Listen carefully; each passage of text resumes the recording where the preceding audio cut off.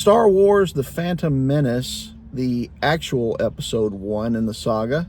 I remember when this was announced, I did not love the title, The Phantom Menace.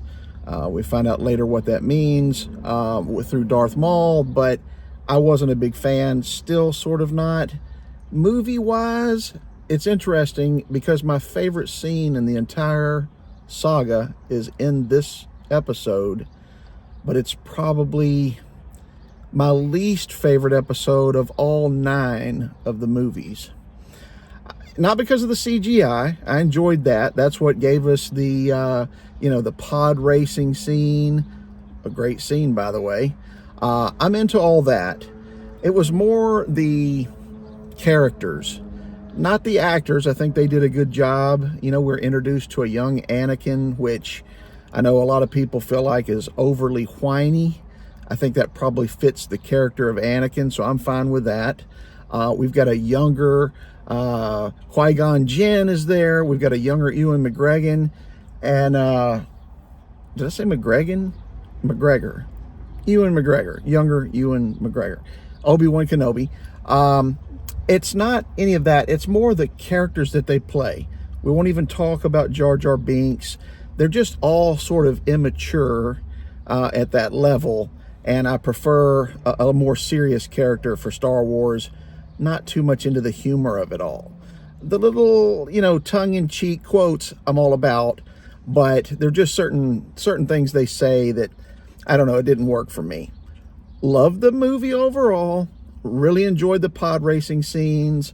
I've played the games over the years where you can control the pod racers, whether it was on a PC or I think even early versions of the PlayStation had a couple of games. Those were a lot of fun. And if you're ever able to get one in the arcade and have the entire experience, that's great. But my favorite scene in the entire saga Star Wars series, we won't call it the trilogy, we'll call it the saga, is the fight scene, the lightsaber scene between Obi-Wan Kenobi and Darth Maul. Now, there's the part where Qui-Gon gets killed and he's kind of talking with Obi-Wan Kenobi and it gets turned over to him. And then from there on out, that's some of the best choreographed lightsaber scenes I've ever seen. Let me know if you agree in comments, but that's my favorite lightsaber scene. The rest of the movie, you're starting to build the bad guy, the Emperor, beyond Darth Maul. The Emperor has his plans for, dominating the galaxy, and you start to see some of that come together. There's also additional characters along the way. There's some more droids.